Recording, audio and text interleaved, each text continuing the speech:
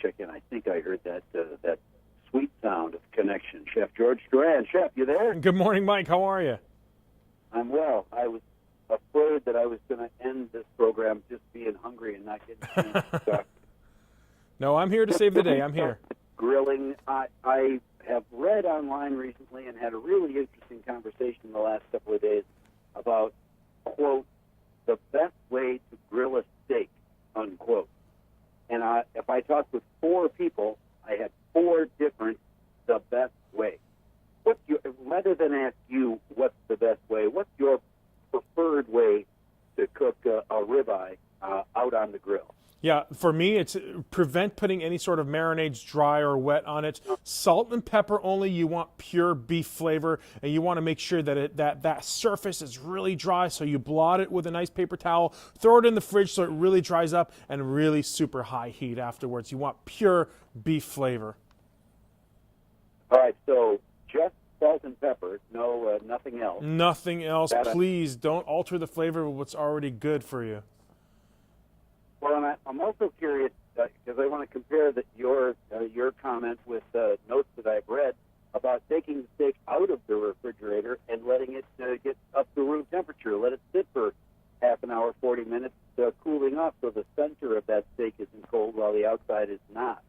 Yeah, you can certainly do that. Now, don't forget, because the grill is pretty hot, it'll get warm, cool enough in there. In fact, if you work at a medium heat and the meat is still cold, believe it or not, that heat will dissipate towards the center and you'll have it just fine. It just depends how hot your grill is, really. How comfortable does someone have to be before they don't have to worry about spending all their time outside watching the grill? As often as not. Well, and maybe that's a matter of, do you prefer lid down or lid up when you're grilling? You know what? I think you always have to be on top of the grill. When you're manning the grill, when you're on there driving the grill, as I say, always have to be on the grill no matter what, because those flare-ups can happen, the undercooked part can happen. Always stick to the grill. Never leave it maybe for a minute to get a drink or something, but always keep an eye on the grill. But, you know, we got to talk a little bit about tailgating too, because that's what I'm hearing about. Sure. I'm hearing tailgating is the big thing right now, right?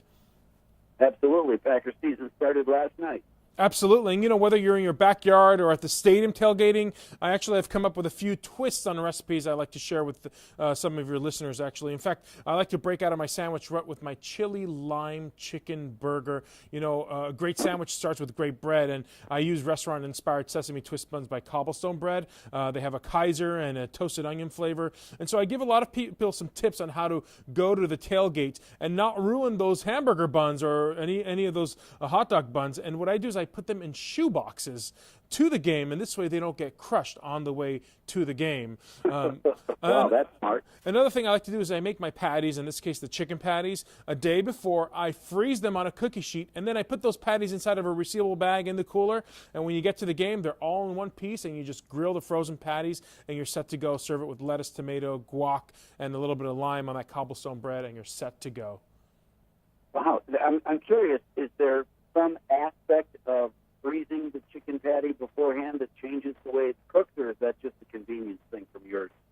It's certainly a convenience thing. It makes it harder, more rigid, and you have a flat, really perfectly shaped patty, actually. So it's more of a convenience, and it's really easy to do. And also, you're assured that the food is going to be safe when it gets there, because sometimes the ice in the cooler is just not cold enough to have raw meat in there. But if you freeze it beforehand, you're assured that you're getting safe food. Right. Well, that's a good idea. That's something I hadn't considered. I generally put it at the bottom of the cooler right on top of some ice. Might be better off to just freeze them and know that they're going to be the same shape when we get to the picnic anyway. What's your favorite side to go with a burger?